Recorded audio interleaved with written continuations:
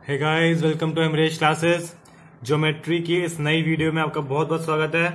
Start करने से पहले आपको लास्ट वीडियो में जो आपको क्वेश्चन दिया था उसके आंसर्स मैंने यहाँ पे लिख दिया। आंसर्स को आप जरा मैच कर सकते हो। फर्स्ट का ट्रू है, सेकंड का फॉल्स है, थर्ड का ट्रू है, फोर्थ का ट्रू है, फिफ्थ का ट्रू है, एंड लास्ट वाले का एंगल 2 प्लस एंगल 3। ये आपके लास्ट वीडियो में जो मैं क्वेश्चन बताए थे उसके आंसर्स हैं।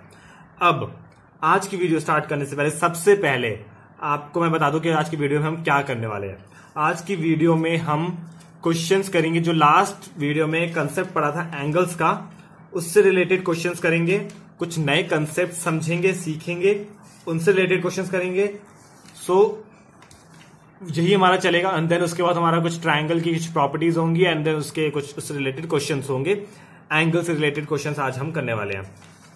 और हाँ, एंगल से रिलेटेड जो लास्ट टाइम क्वेश्चन किए थे एकदम वैसे ही क्वेश्चंस नहीं होने वाले हैं। ऑफ कोर्स डिफरेंट क्वेश्चंस होंगे। क्वेश्चंस होंगे जो आपके केवीएस एग्जाम्स में आते हैं, जो लास्ट ईयर भी 2 या 3 क्वेश्चंस आए थे इस टॉपिक से, इस कंसेप्ट से, तो उन्हीं से क्वेश्चंस उठा लिए हैं। उन क्वेश्चंस को हम करने वाले हैं।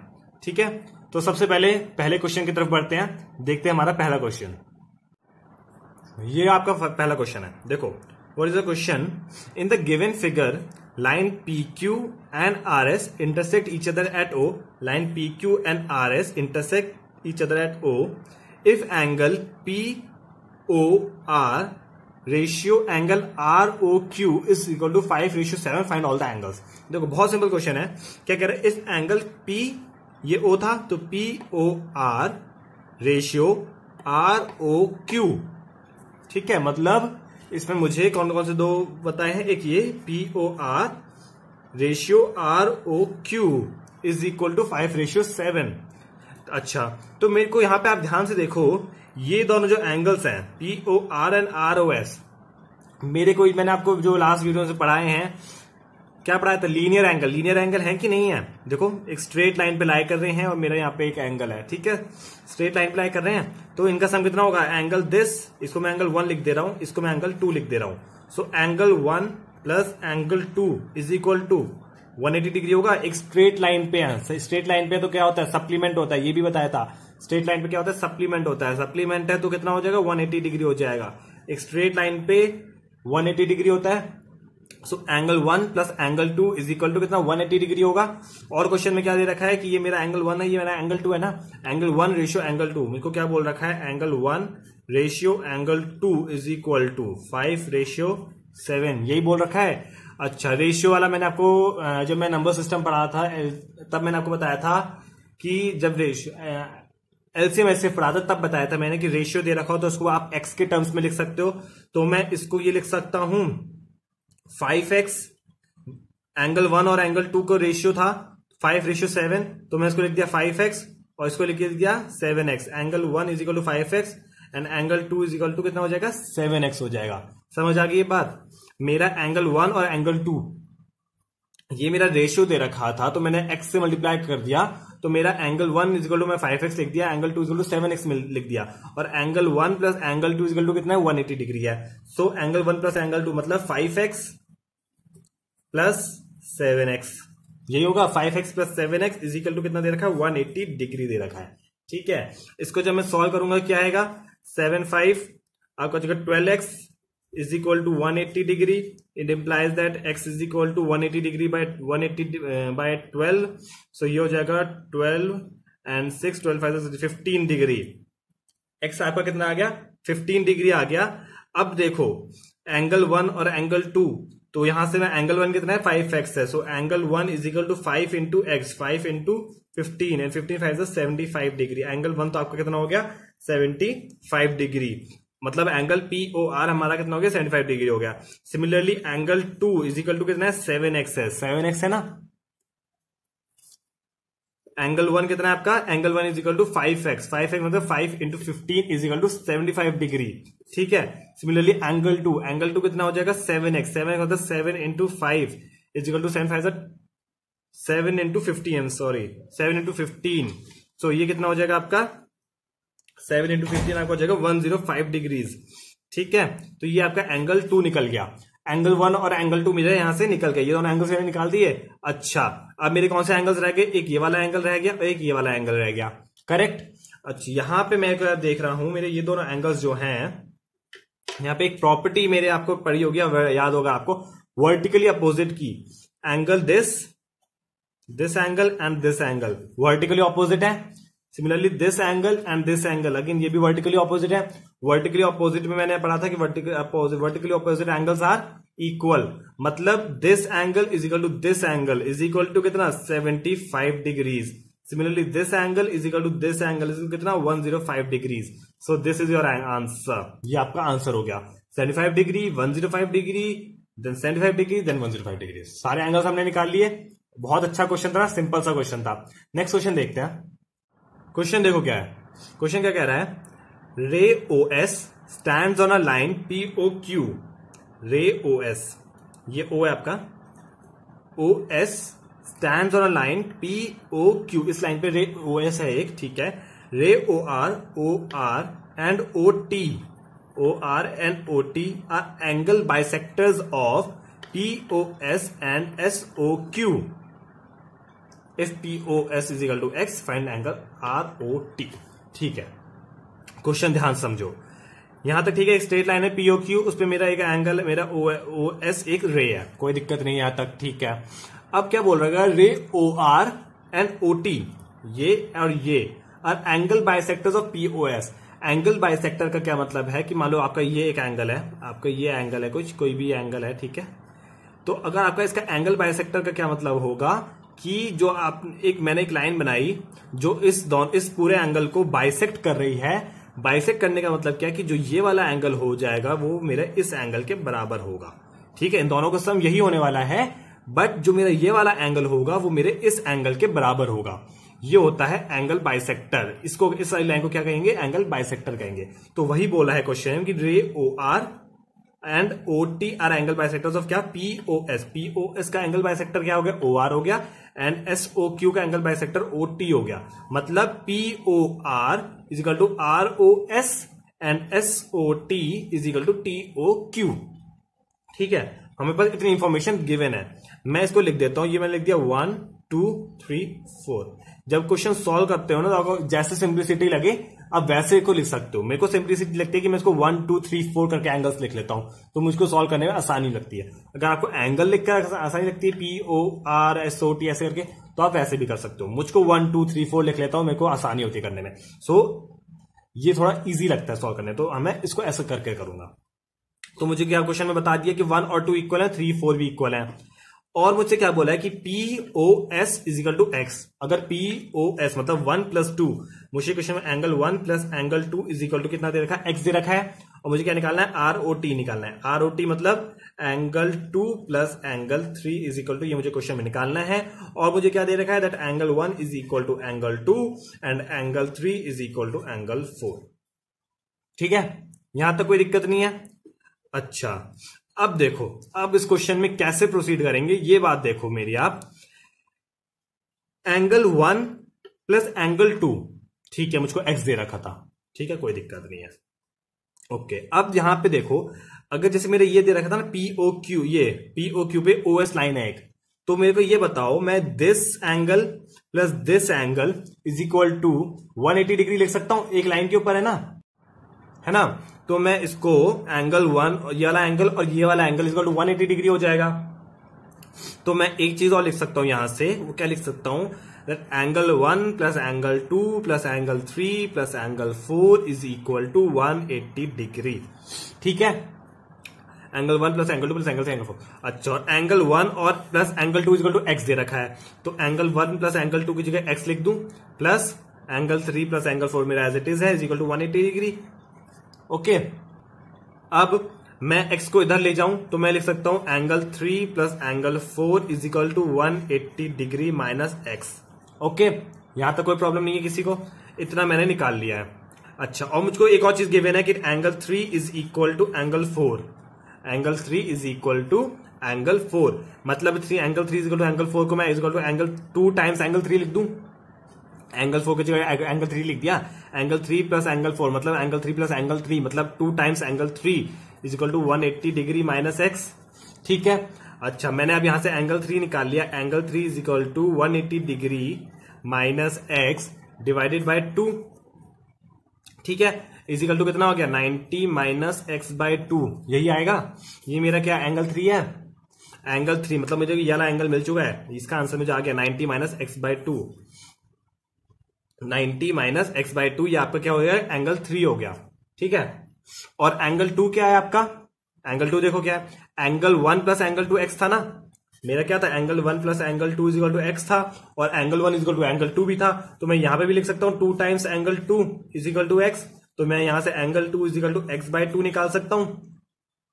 अब मेरा यहां से एंगल 2 निकल गया कितना एक्स बाय 2, और एंगल 3 निकल गया 90 माइनस एक्स बाय 2, और मुझे कौन सा एंगल निकालना था, एंगल 2 प्लस एंगल 3 निकालना था। मैं इन दोनों एंगल्स को ऐड कर दूं, सो जब इन दोनों एंगल्स को ऐड करूंगा तो क्या आएगा, angle 2 plus angle 3 is equal to x by 2 plus 180 degree minus x by 2 is equal to कितना बनेगा, ये हो जाएगा x by 2 plus 90 minus x by 2, x by 2 और एक्स बाय 2 मेरे कैंसिल हो गए, is equal to 90 degree. This is my answer.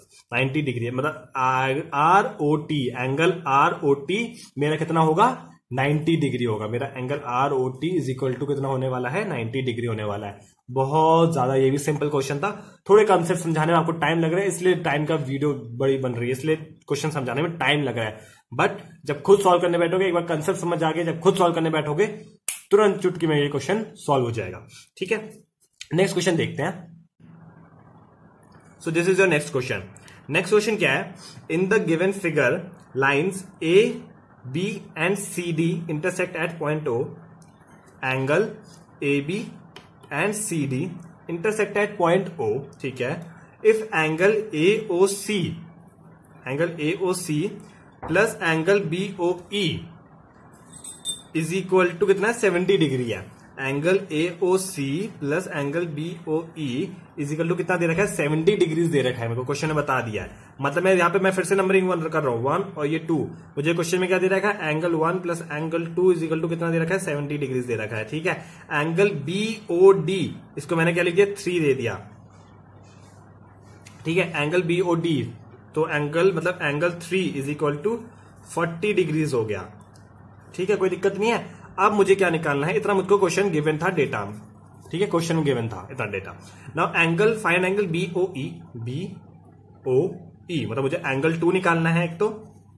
ठीक है, एंड रिफ्लेक्ट एंगल सी ओ ई, सी ओ ई, सी ओ ई निकालना है। मतलब मैं इसको और नंबरिंग कर देता हूं, इसको मैं लिख दिया 4, तो ये हो जाएगा एंगल 4। इतना मुझे डेटा निकालना है।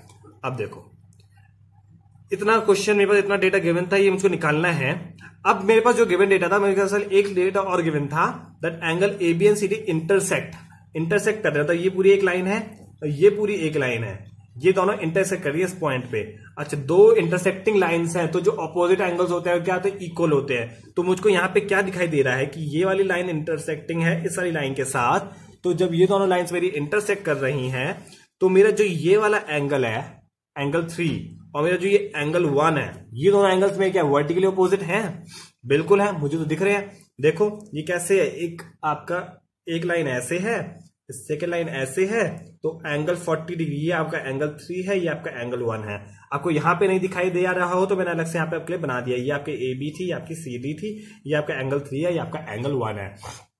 तो मुझको क्या दिख रहे हैं, ये दोनों एंगल्स क्या है, वर्टिकली अपोजिट है। और जब एंगल्स वर्टिकली अपोजिट होते हैं वो क्या होते हैं, इक्वल होते हैं। इक्वल होते हैं मतलब मेरा क्या, angle 1 is equal to angle 3। Angle 3 का डेटा मुझको दे रखा है 40 डिग्रीज है, so angle 1 is equal to angle 3 is equal to कितना 40 डिग्रीज। एंगल 1 मेरा निकल गया 40 डिग्री। अगर मेरा एंगल 1 निकल गया तो मेरे क्वेश्चन में एक डेटा और गिवन था, क्या angle 1 plus angle 2 is equal to 70 degree. तो मैं लिख सकता हूं एंगल 1 की जगह 40 degrees plus angle 2 is equal to 70 degrees. It implies that angle 2 is equal to 70 minus 40, 30 degrees. Angle 2 मेरा 30 डिग्री आ गया, मेरे पास ये भी निकल गया और ये भी निकल गया। एंगल 2 मेरा कितना आ गया, 30 डिग्रीज आ गया। एंगल 2 मेरा कितना हो गया, 30 डिग्रीज हो गया। ठीक है, अब देखो क्वेश्चन में क्या दे रखा था, मुझे क्वेश्चन में पूछा था एंगल 2। मैं यहां नहीं जा रहा बार बार, मैंने यहां डेटा सारा लिख लिया। इतना डेटा मुझे गिवन था, इतना डेटा गिवन पूछा हुआ था, तो एंगल 2 में से पूछा था, तो एंगल 2 मैंने निकाल लिया कितना 30 डिग्री। एक आंसर मेरा निकल गया है। सेकंड देखो, एंगल 4 इज इक्वल टू कितना होगा, एंगल 4 पूछा, एंगल 4 ये वाला। ठीक है, ये वाला जब एंगल मेरे से पूछा है तो मैं कैसे निकाल सकता हूं? मेरे को क्या दिखाई दे रहा है? मेरे को ये दिख रहा है कि ए ओ बी एक लीनियर लाइन है और उस पर मेरे ये दोनों एंगल्स बना रखे हैं। मतलब ए ओ बी पे जितने भी एंगल्स आएंगे सबको समीशन करके मेरा कितना आना चाहिए? 180 डिग्रीज आना चाहिए। So angle 1 plus angle 4 plus angle 2 equal to 180 degree होना चाहिए। Angle 1 plus angle 4 plus angle 2 कितना होना चाहिए? 180 डिग्रीज होना चाहिए। एंगल 1 मेरे पास गिवन है कितना? एंगल 1 मेरा कितना आ गया था? एंगल 1 इक्वल टू एंगल 3 था, तो एंगल 1 कितना था? 40 डिग्रीज। तो एंगल 1 कितना हो गया? 40 डिग्रीज। एंगल 4 तो मुझे निकालना है क्वेश्चन में, तो एंगल 4 मुझे अभी निकालना है। प्लस एंगल 2 का डेटा मैं निकाल चुका हूं कितना already? 30 degrees is equal to कितना होना चाहिए? 180 डिग्रीज होना चाहिए। तो angle 4 is equal to 180 degree minus 40 plus 30, 40 plus 30 कितना हो जाएगा आपका? 70। तो 180 degree minus 70 degree, it implies that angle 4 is equal to 110 degrees. मतलब एंगल 4 आपका कितना है? ये 110 डिग्रीज। ठीक है, बहुत ज्यादा सिंपल क्वेश्चन था ना। एंगल 4 निकल गया यहां से, एंगल 2 भी निकल गया। एंगल 4 और एंगल 2 यही आपके क्वेश्चन में पूछे हुए थे। So this was your very simple, again very simple question था। ठीक है, एक आध क्वेश्चन और देख लेते हैं इस कंसेप्ट पे, फिर आगे बढ़ेंगे। नेक्स्ट क्वेश्चन की तरफ जाते हैं हम। नेक्स्ट क्वेश्चन देखो, अब हम जल्दी जल्दी क्वेश्चन को देखने वाले हैं। बहुत ध्यान लगा के सुनना क्वेश्चंस को, हर क्वेश्चन कुछ थोड़ा डिफरेंट आपका कोई ना कोई कंसेप्ट लेकर आ रहा है, तो आप क्वेश्चन को खुद भी सॉल्व करने की ट्राई करो। ठीक है, सो क्वेश्चन देखते हैं। Lines X Y and M N intersect at O. ठीक है, एक्स वाई और एम एन ओ पे इंटरसेक्ट कर रहे हैं, कोई दिक्कत नहीं है। If P O Y is equal to 90 degrees, P O Y मुझे 90 डिग्री दे रखा है। ठीक है, and A ratio B is equal to 2:3। ठीक है, तो मुझे सी निकालना है। ठीक है, देखो खुद सोचो, दिमाग लगाओ, हम कैसे प्रोसीड कर सकते हैं। मेरे को क्या दे रखा है कि एक्स वाई और एम एन ओ पॉइंट पे इंटरसेक्ट कर रहे हैं। ठीक है, ये वाला पॉइंट ओ है, यहां पे इंटरसेक्ट कर रहे हैं। अगर ये इंटरसेक्ट कर रहे हैं तो मतलब मैं क्या यहाँ पे कहीं ना कहीं मैं वर्टिकली अपोजिट वाला भी लगा सकता हूं अगर मुझको जरूरत पड़ी तो। ठीक है, सबसे पहली चीज दिमाग में आगे की है, अगर जरूरत पड़ी तो मैं वर्टिकली अपोजिट लगा सकता हूं। अब देखते हैं जरूरत पड़ेगी कि नहीं पड़ेगी। ठीक है, इफ पी ओ वाई, ठीक है, ये मैं इसको डी लिख दे रहा हूं। ठीक है, ताकि आसानी हो। सो एंगल डी कितना दे रखा है मुझको? 90 डिग्रीज गिवन है, कोई दिक्कत नहीं है। A ratio B, angle A ratio angle B is equal to 2:3। और मैंने बताया था जब रेशियो में तो क्या एक्स कंसीडर कर सकता हूं। सो चलो वो हम कंसीडर करेंगे ए बी। ठीक है, वो मेरा कितना है? 2:3 का रेशियो बना रहा है। और फाइंड सी।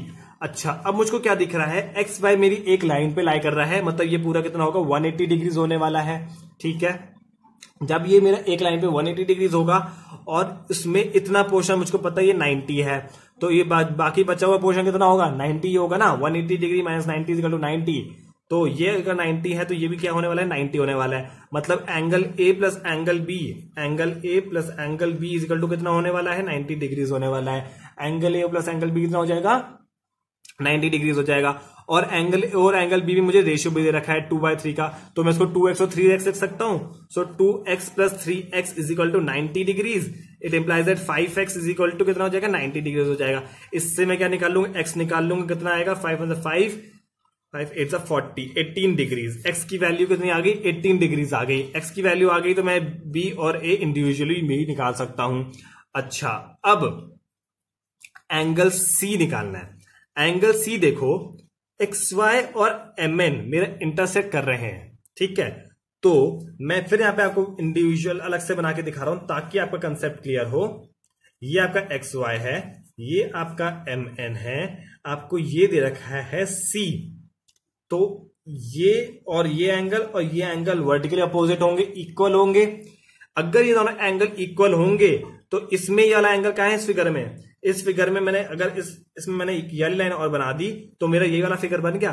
मतलब angle A plus angle D is equal to angle C के वर्टिकली अपोजिट कौन सा एंगल है? Angle A plus angle T, MOY, angle A plus angle D. मतलब angle C is equal to angle A plus angle D. ठीक है, मुझे angle C ही निकालना था। एंगल ए मैं यहां से निकाल सकता हूं। ए कितना होगा? ए कितना है 2x है, so 2 into x is equal to कितना होगा 2 into 18 is equal to 36 degrees. So ये कितना है मेरा एंगल ए है, तो angle C is equal to angle A मुझे पता चल गया 36 डिग्रीज है, ठीक है, और एंगल डी मुझको पता ही है कितना 90 डिग्रीज है, ठीक है।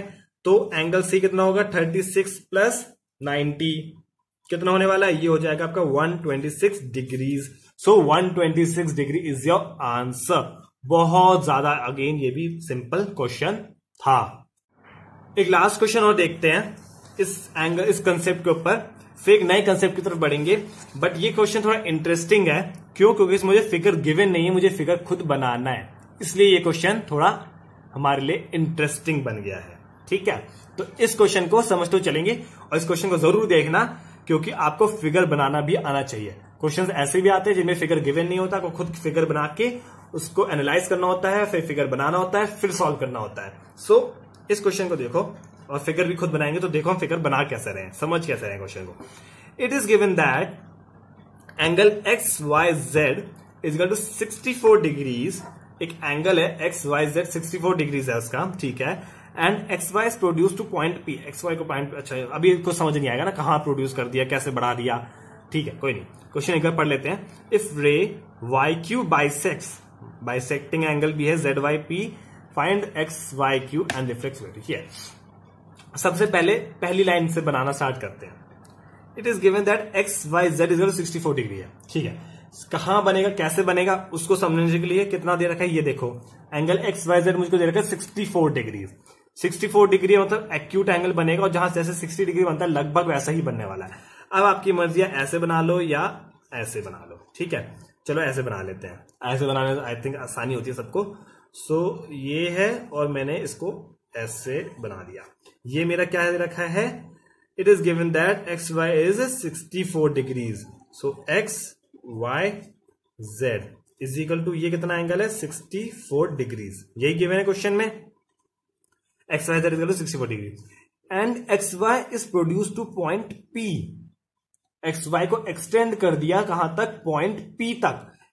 अभी वो यहां से भी बढ़ सकता है, यहां से भी बढ़ सकता है, पर कहां से बढ़ेगा वो समझने के लिए देखो क्या है, if ray Y Q, Y के साथ एक क्यू लाइन भी हम बनाने वाले हैं, ठीक है, bisects Z Y P, Z Y और पी को बाइसेक्ट करेगा। तो ये ध्यान दो, अगर चलो मैं आपको यहां दिखाता हूं, ये मान लो एक्स वाई है और ये जेड है, ये 64 डिग्रीज है। अगर मैंने यहां से इसको पॉइंट पी यहां एक्सटेंड कर दिया, तो मैं कोई ऐसी लाइन बना ही नहीं सकता वाई क्यू एक लाइन ऐसी कोई बन ही नहीं सकती जो जेड वाई पी को बाइसेक्ट कर दे। जेड वाई पी को बाइसेक्ट करने वाली लाइन ये हो जाएगी, ये वाली होगी, ठीक है, ये क्यू बन सकता है। बट अगेन वही मेरे दिमाग में बात आएगी कि ये लाइन तो एक्स को भी बाइसेक्ट कर रही है, तो ये थोड़ा इम्प्रैक्टिकल क्वेश्चन हो जाता है। सीधी से इतनी लंबा करने की जरूरत ही नहीं थी क्वेश्चन को, सीधे से बोलते कि एक्स वाई जेड को वाई क्यू बाइसेक्ट कर रहा है। तो ये पॉइंट थोड़ा हमारा क्या हो जाता है, इम्प्रैक्टिकल हो जाता है। अगर इन्होंने बोला कि X Y is produce to point P, तो 90% केसेस में क्या होता है, आपको बता रहा हूं, 90% केसेस में क्या होता है, वो यहां से एक्सटेंड नहीं होता है, वो यहां से एक्सटेंड होता है, पीछे से एक्सटेंड होगा। ये मैंने कर दिया, ये मेरा पॉइंट पी है, ठीक है, ये वाला मेरा पॉइंट पी है, यहां से एक्सटेंड नहीं होता है। 90 बल्कि 90 नहीं 98% केसेस में कहूंगा यहां से एक्सटेंड होगा। 2% केसेस मैंने इसलिए छोड़ दी क्योंकि क्वेश्चन ऐसे होंगे जो मैंने नहीं देखे होंगे जिसमें यहां से एक्सटेंड हो रहा होगा, है ना। तो क्योंकि और क्वेश्चन भी आगे मेरे इस टाइप का हो सकता है, क्वेश्चन में चेंज होता तो जरूर यहां से बढ़ता, पर क्वेश्चन आगे जिस टाइप का है उस हिसाब से मैं कोई बिना सोचे समझे, बिना किसी दिमाग लगाए सीधे कह सकता हूं कि हाँ, अगर मैं एक्स वाई प्रोड्यूस करने के लिए बोला है तो एक्स वाई मेरे यहीं से प्रोड्यूस होने वाला है, ठीक है। So X Y is produce to point P, ठीक है, मेरा यहां से आ गया पॉइंट पी तक मैंने बढ़ा दिया है। If ray Y Q bisects Z Y P, Z Y P को बाइसेक्ट करने वाली लाइन है, जेड वाई पी को बाइसेक्ट करने वाली लाइन है, तो वो मेरी कहीं ना कहीं ऐसे जाएगी, ठीक है। Z Y P, if ray Y, और ये मैंने पॉइंट दे दिया Q, if ray Y Q bisects angle Z Y P, ठीक है, find angle X Y Q. एक तो मुझे ये वाला एंगल निकालना है एक्स वाई क्यू, सेकेंड मुझे कौन सा निकालना है, reflex angle Q Y P. ये है मेरा क्यू वाई पी, एक मुझे ये एंगल निकालना है। और एंगल आगे लिखा है रिफ्लेक्स एंगल, तो रिफ्लेक्स एंगल में आपको जब क्वेश्चन सॉल्व करूंगा तब बताऊंगा कि रिफ्लेक्स एंगल क्या होता है। ठीक है, तो अब देखो कैसे प्रोसीड करें। मेरे को पास एक इन्फॉर्मेशन दे रखी है, क्या इन्फॉर्मेशन गिवन है कि ये वाला एंगल जो है 64 डिग्री था, और एक इन्फॉर्मेशन और गिवन है कि this angle is equal to this angle.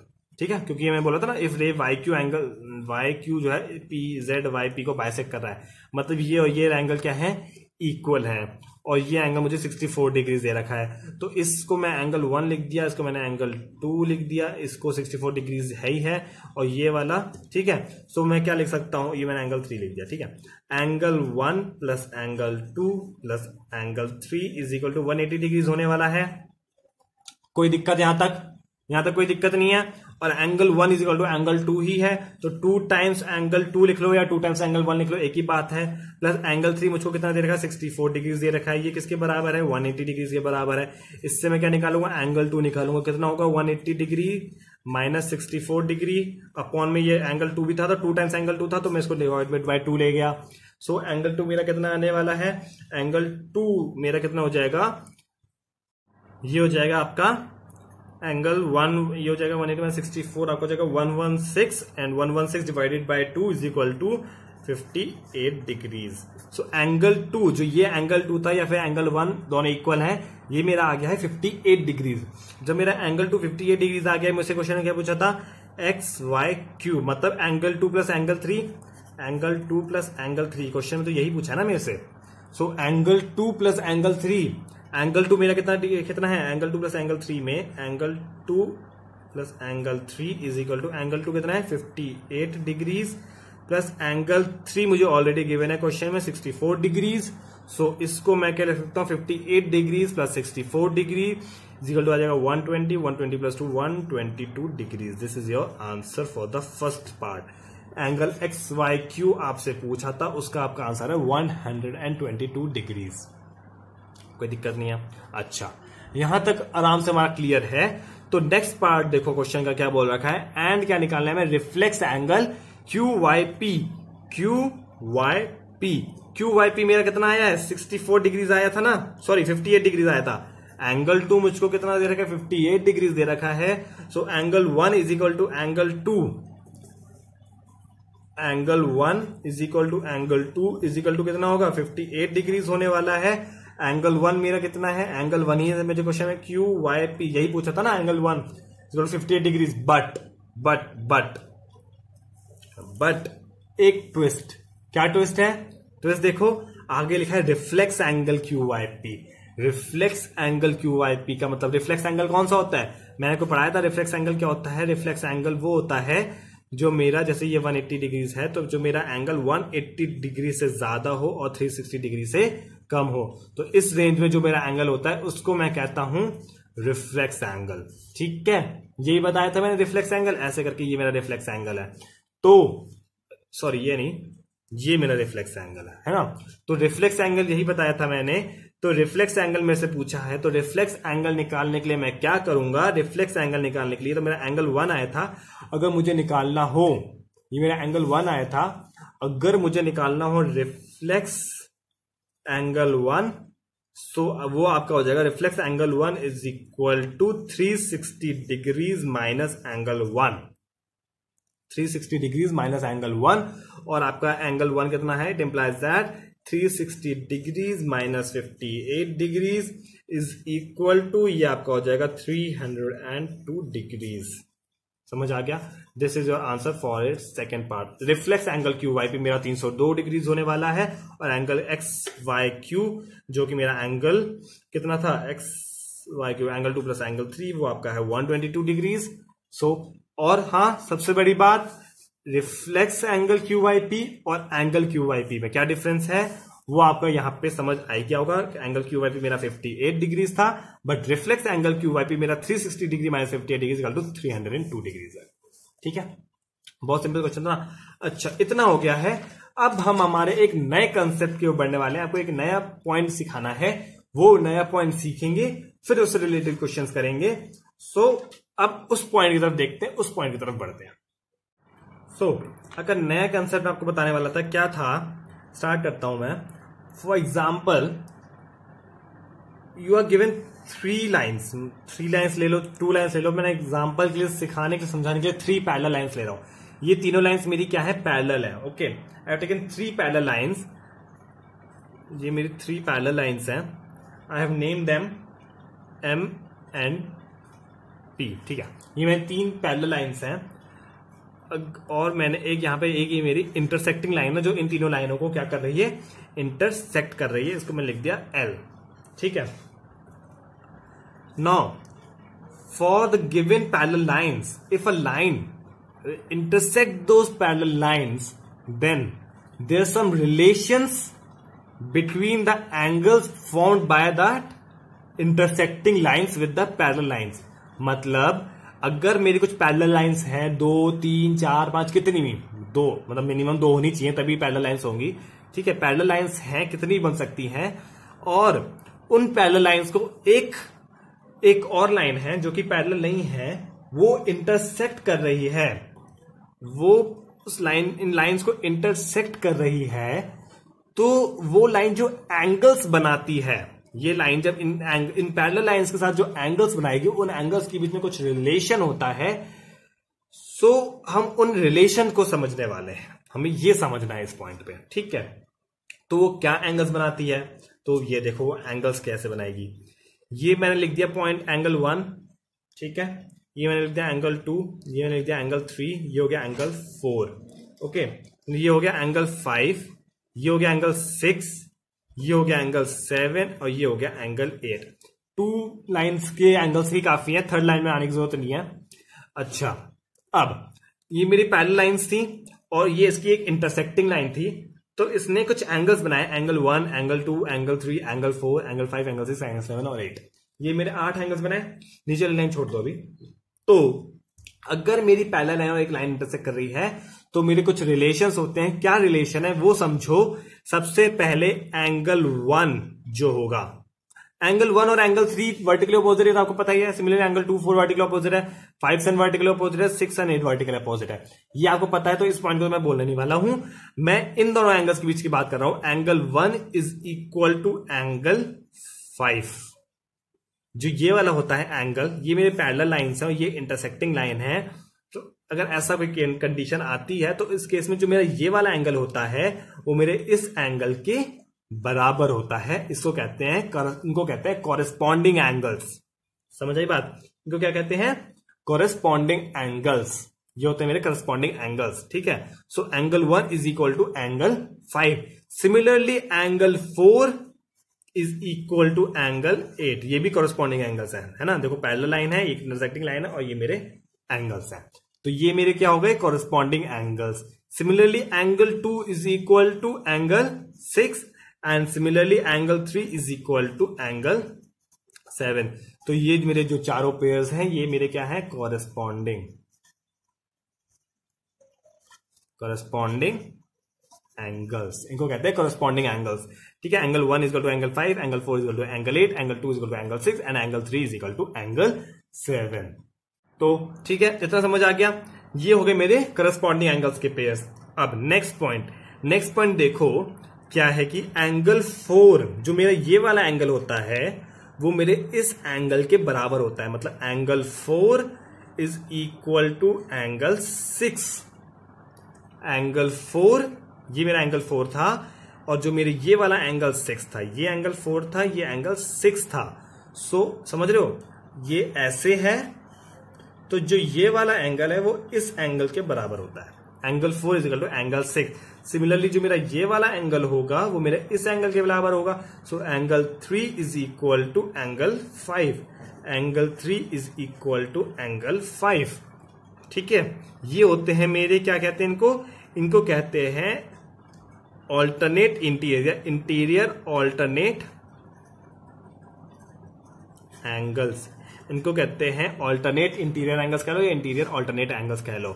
सो आपका इन पेयर्स में, ऐसे केस में, ऐसी कंडीशन में कॉरेस्पॉन्डिंग एंगल्स कौन से होते हैं? ये कॉरेस्पॉन्डिंग एंगल्स होते हैं। कॉरेस्पॉन्डिंग एंगल्स इक्वल होते हैं। सिमिलरली ऑल्टरनेट एंगल्स भी इक्वल होते हैं।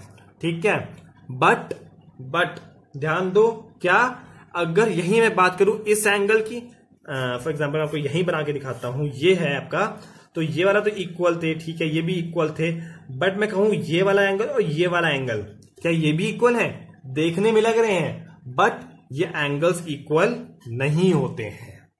इनको कहते हैं exterior alternate angles, and exterior alternate angles are not equal.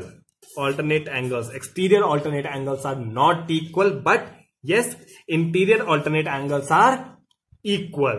तो मेरे जो alternate exterior angles होंगे वो equal नहीं होंगे। बहुत से इस चीज में गलती कर देते हैं कि alternate angles तो equal होते हैं, चाहे interior चाहे alternate equal होंगे, बट नहीं, interior alternate angles are equal, exterior alternate angles are not equal। ठीक है, ये पॉइंट दिमाग में बैठ गया होगा अभी तक। चलो, इतना अगर पॉइंट दिमाग में बैठ गया है तो एक पॉइंट और समझ लो जल्दी से, वो क्या है कि interior angles on the same side, इस लाइन को पता है क्या कहते हैं? इस लाइन को, जो ये लाइन है जो इंटरसेक्ट कर रही है, इसको कहते हैं ट्रांसवर्सल लाइन कहते हैं इसको। ठीक है, कौन सी लाइन कहते हैं? ट्रांसवर्सल, इसको कहते हैं ट्रांसवर्सल लाइन। तो मेरा तो थर्ड पॉइंट है, मेरा फर्स्ट पॉइंट ये था, सेकंड पॉइंट ये था, थर्ड पॉइंट मेरा क्या कह रहा है? थर्ड पॉइंट मेरा ये है कि इंटीरियर एंगल्स, अंदर की बात हो रही है, इंटीरियर एंगल्स की बात हो रही है, interior angles on the same side of the transversal line कह लो या ट्रांसवर्स कह लो, इज सप्लीमेंट्री। आपको एक दूसरा फिगर बनाता हूं जैसे मैंने बाकी के लिए बनाया है, देन उससे आपको पॉइंट्स ज्यादा अच्छे से क्लियर हो पाएगा। जैसे मैंने सिमिलरली मैंने वो एंगल बनाए थे, सिमिलरली मैं एक और फिगर यहां बना रहा हूं। ये मेरी M है, ये मेरा N है, ये मेरा लाइन L है, जिसको हम कहते हैं ट्रांसवर्सल लाइन कहते हैं। तो आपने करस्पॉन्डिंग एंगल्स समझ लिए ये सारे, ठीक है, इंटीरियर ऑल्टरनेट एंगल समझ लिए, ये ठीक है। एक थर्ड पॉइंट क्या है? थर्ड पॉइंट ये है कि आपका अगर इस टाइप का है पैरेलल लाइन से और ये मेरी ट्रांसवर्सल लाइन है, सो उस केस में जो मेरे ये वाले एंगल्स होंगे ना, ये वाला एंगल और ये वाला एंगल, समझिए, ये दोनों क्या होंगे? सप्लीमेंट्री होंगे। इन दोनों का सम क्या होगा? 180 डिग्री होगा। कहता है interior angles on same side of the transverse is supplementary. तो यहां पे इस वाले फिगर में, ऊपर वाले फिगर में, ये आपका एंगल 4 था, ये आपका एंगल 5 था। So angle 4 plus angle 5 is equal to कितना होगा? सप्लीमेंट्री मतलब 180 डिग्रीज। इनका सम कितना होगा? 180 डिग्री। सिमिलरली ये वाला आपका एंगल 3 था, ये वाला आपका एंगल 6 था। So angle 3 plus angle 6 is again equal to 180 degrees. तो ये आपका क्या था? थर्ड पॉइंट था। तो ये तीन आपके पॉइंट क्लियर होने चाहिए। क्या? कॉरस्पॉन्डिंग एंगल्स अच्छे से समझ आ गया होगा आपको, इंटीरियर ऑल्टरनेट एंगल्स अच्छे से समझ आ गया होगा, interior angles on the same side of the transverse line are supplementary, मतलब जो ये इंटीरियर एंगल्स हैं ये वाले 4 + 5 और 3 और +6, ये क्या होते हैं? इनका सम क्या होगा? 180 डिग्री होगा। 4 + 5 = 180 डिग्री, 3 + 6 = 180 डिग्री। ये क्या होता है? सप्लीमेंट्री होते हैं, मतलब इनका सम जो है वो 180 डिग्रीज होता है। तो ये तीन मेन पॉइंट थे। ये तीन मेन पॉइंट आपके अब आगे के जो हम क्वेश्चंस करेंगे उनमें बहुत ज्यादा यूज होने वाला है। तो इस पॉइंट को अच्छे से समझ लो। एक पॉइंट और समझ लो जो मैंने यहां बताया कि exterior alternate angles are not equal. और एक बात, ये सारी चीजें जो कॉरस्पॉन्डिंग एंगल्स इक्वल होते हैं या इंटीरियर ऑल्टरनेट एंगल्स इक्वल होते हैं, ये वाले एंगल्स सप्लीमेंट्री होते हैं, ये तभी एप्लीकेबल है। कब होगा ये एप्लीकेबल? जब मेरे जो एंगल, जो मेरी ये लाइंस हैं, ये पैरेलल होंगी। M is parallel to N। अगर ये मेरे पैरेलल नहीं है तो मेरी ये इनमें से कोई भी कंडीशन फुलफिल ट्रू नहीं होगी। सो ये बहुत ज्यादा इंपॉर्टेंट कंसेप्ट था जो आपको समझ आ चुका होगा। सो इतना करने के बाद अब हमें स्टार्ट करने हैं इनसे रिलेटेड क्वेश्चंस, इंपॉर्टेंट क्वेश्चंस, अच्छे क्वेश्चन जो एग्जाम्स में आते हैं। बट उस क्वेश्चंस को स्टार्ट करेंगे वहां अपनी नेक्स्ट वीडियो में। आपकी नेक्स्ट वीडियो बहुत तुरंत आ रही है, इसी के जस्ट नीचे आपकी नेक्स्ट वीडियो आ जाएगी। कोई डिले नहीं है, टाइम नहीं लगाएंगे हम नेक्स्ट वीडियोस को लाने में। सो नेक्स्ट वीडियो आपकी जस्ट तुरंत बाद इसके आ रही है। तो इसकी नेक्स्ट वीडियो में आपको इससे रिलेटेड क्वेश्चंस मिलेंगे, क्योंकि ये वीडियो बहुत ज्यादा लंबी हो चुकी है, इसलिए मैं आपको नेक्स्ट वीडियो में ला रहा हूं। तो क्वेश्चंस के लिए नेक्स्ट वीडियो में आ जाओ। और हाँ, इस वीडियो को जरूर लाइक, शेयर और कमेंट कर देना इस वीडियो में। और अगर कोई भी डाउट हो, जरा सा भी अगर आपको कुछ भी डाउट हो, तो कमेंट बॉक्स में अपने कमेंट्स लिखो, अपने डाउट्स लिखो। वीडियो पसंद आई तो मेंशन कर दो कमेंट बॉक्स में, या जरूर मेंशन कर दिया करो। So that's it for today's video. Thank you and bye bye.